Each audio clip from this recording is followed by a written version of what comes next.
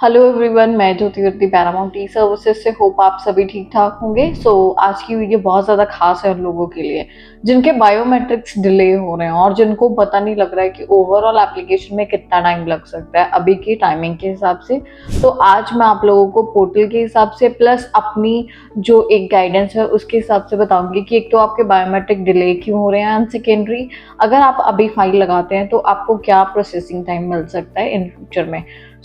आज की बात करेंगे। सबसे पहले तो बायोमेट्रिक डिले का क्या कारण है। बायोमेट्रिक्स जो है वो डिले इस वजह से हो रहे हैं क्योंकि this is a peak time. ये भी एक पीक टाइम होता है जून और जुलाई का, जिसमें कि विजिटर्स बहुत ज़्यादा विजिट करते हैं कनाडा में, उनकी इकोनॉमी में बहुत ज़्यादा घूमने के लिए जा रहे हैं। तो इस वजह से क्या रहता है कि रेंडमली एक तो कनाडा डे भी होता है 1 जुलाई को, एंड उसी के साथ ही इस जो एक जून जुलाई के मंथ में कन्वोकेशंस बहुत ज़्यादा होती हैं। लाइक किसी के बच्चों की होती है, किसी की पार्टनर की, जैसे कि आप लगा के चलो कहीं की वाइफ उधर होते हैं उनकी। तो काफ़ी सारी एप्लीकेशंस जो है ना वो इस बेसिस पे लग रही होती है, तो उनका प्रायोरिटी लेवल भी इमिग्रेशन का कुछ ऐसा ही होता है। बेटरली इस चीज़ की वजह से क्या होता है कि जो एक एप्लीकेशन का रेशियो होता है ना वो बढ़ जाता है इन मंथ्स में। तो जब एप्लीकेशन ज़्यादा जानी स्टार्ट होती है तो नेचुरली एक प्रोसेसिंग टाइम BIL लेटर उस अकॉर्डिंग ही आएगा। और अभी के टाइम में जो BIL लेटर आ रहा है वो 20 से 25 दिन बाद भी आ रहा है कई लोगों का।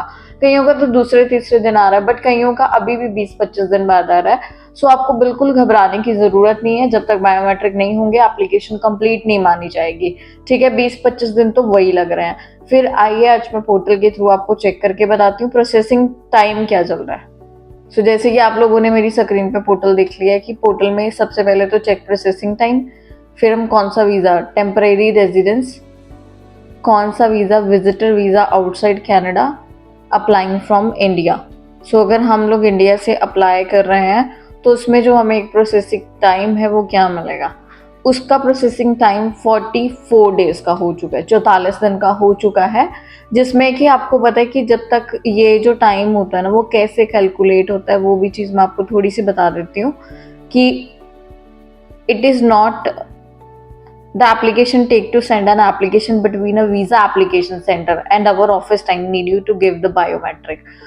After biometric से ये जो टाइम है ना वो स्टार्ट हो जाता है। आफ्टर बायोमेट्रिक जब आपके बायोमेट्रिक्स कंप्लीट हो जाते हैं तो बायोमेट्रिक कंप्लीशन के बाद 44 डेज पोर्टल बता रहा है, जिसमें कि आपको पता है कि अगर हम विद BIL लेटर जिनकी लेट आ रही है वो और ये लगा के चले तो 1.5 से 2 महीने आपको लग सकते हैं अपनी एप्लीकेशन पे रिजल्ट लेने के लिए। कुछ एक आधी एप्लीकेशन ऐसी होती हैं जो 3-3 महीने भी स्टॉक हो सकती हैं, बट डोंट बी पैनिक, ये थोड़े टाइम की बात होती है। फिर उसके बाद नॉर्मली जो है रिजल्ट्स वही 5-10 दिन 1 महीना में आने लग जाता है। आज का प्रोसेसिंग टाइम आप लोगों को मैंने बता दिया है, 44 डेज हमारा प्रोसेसिंग टाइम चल रहा है CIC की साइड के अकॉर्डिंग, बट एक्चुअल में जो रिजल्ट्स हैं वो थोड़े डिफरेंट होते हैं। कईयों को 44 डेज से अबव भी लग जाता है, कईयों का कम में भी आ जाता है। तो दिस इज एन एस्टिमेशन होता है इस चीज़ का।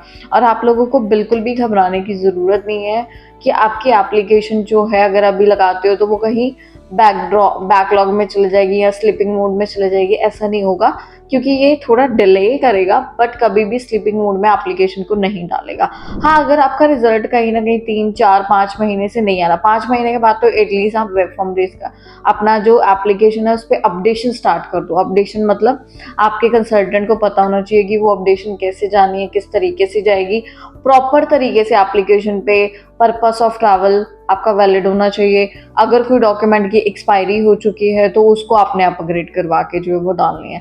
तो सारी चीज़ें इन टोटल मेरा मीनिंग यही है आपको समझाने का कि क्लियरली लगाना, कुछ भी डॉक्यूमेंट फेक मत लगाना। फेक लगाया तो दोबारा आप एडजस्ट नहीं कर पाओगे सेम डॉक्यूमेंट, कहीं ना कहीं पकड़े गए, शक हो गया तो आपके 5 साल खराब है, 5 सालों का बैन आप पे लग जाएगा। आप भी ट्रांसपेरेंट रहो, कंसल्टेंट भी ट्रांसपेरेंट रहे आपका।